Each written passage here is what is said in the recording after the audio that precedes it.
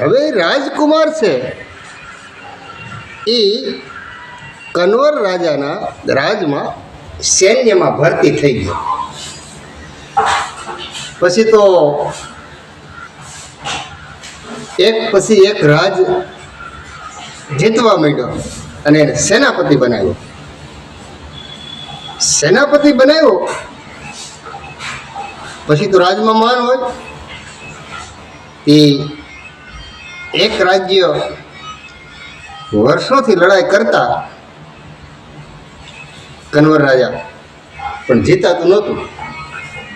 પણ આ સેનાપતિ થયા પછી એ રાજ્યને જીતીને લઈ આવ્યા.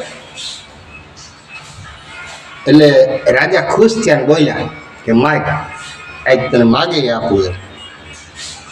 ત્યારે આણે કીધું કે ભાઈ વાત સાચી, હું તમારી પાસે માગું. પહેલું શરત કે તમે મને કોઈ દંડ નહીં કરો.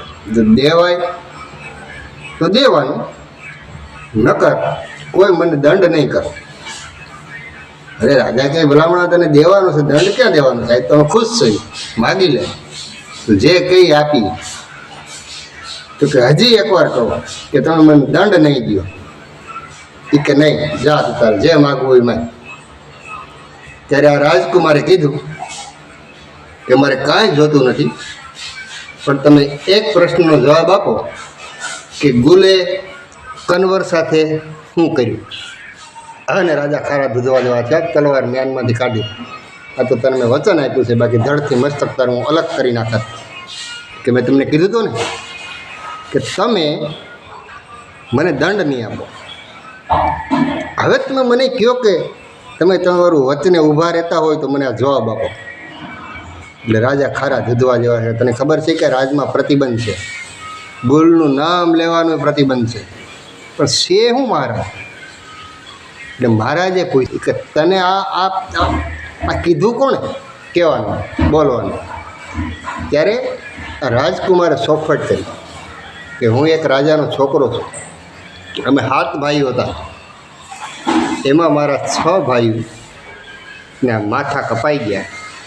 અમારે ત્યાં એક રાજાની છોકરી છે અને એણે એવું નક્કી કરેલું છે કે મારા પ્રશ્નનો જે જવાબ દે એની હારે હું લગ્ન કરું. અને એ રૂપાળી છોકરી રાજકુમારીને જોઈ અને જે રાજકુમાર ત્યાં જાય એટલે આ પ્રશ્ન કરે કે ગુલે કન્વર સાથે શું કર્યું? અને જવાબ ન આવડે એટલે એનું માથું કાપી અને કાંગરે લટકાડી દે. આવા મેં મારા 6 ભાઈઓ ગુમાવ્યા. 7મો હું હતો.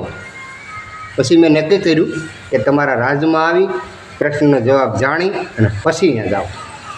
એ રાજાને થયું ખરું આવું 600 ભાઈઓ મારી નાખ્યા કે આને મારે બતાવવું જોઈએ મારું રહસ્ય.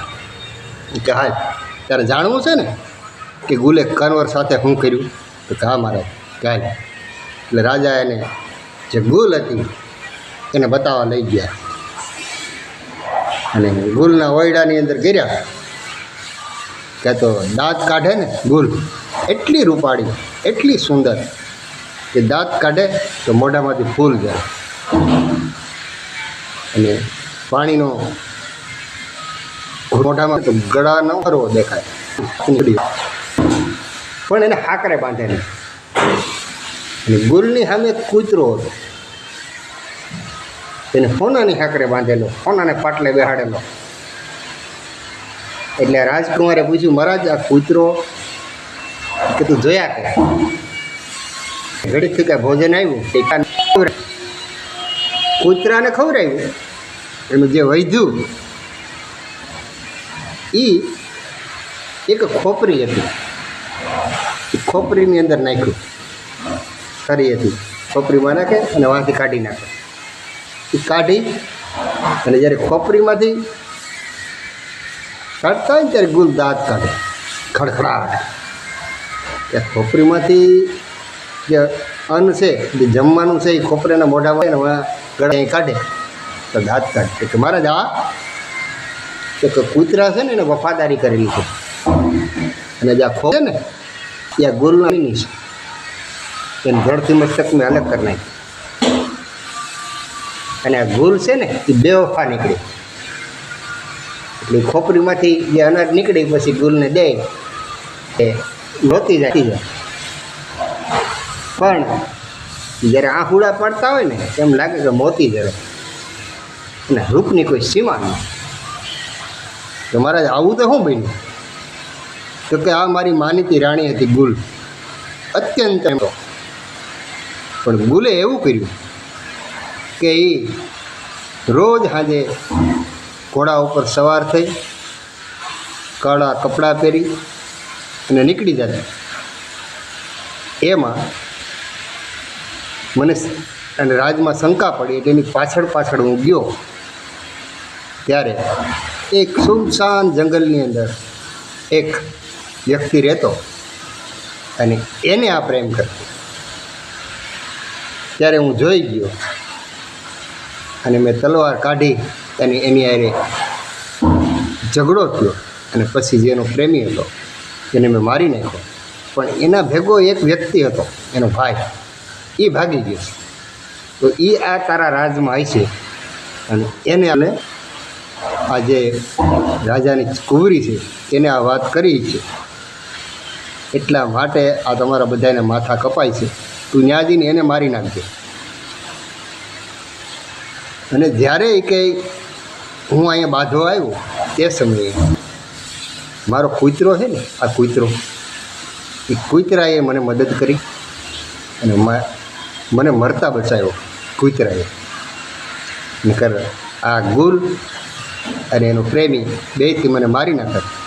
પણ સમયસર આ કૂતરો આવી અને જે ગુલનો પ્રેમી છે એ મારી ઉપર તલવારથી ઘા કરવાનો હતો તે સમયે કૂતરાએ આવી અને ગુલના પ્રેમીને હાથમાં બટકું ભરી અને તલવારનો ઘા છે એ સટકાવી દીધો. પછી મેં ગુલના પ્રેમીનું મસ્તક કાપી નાખ્યું.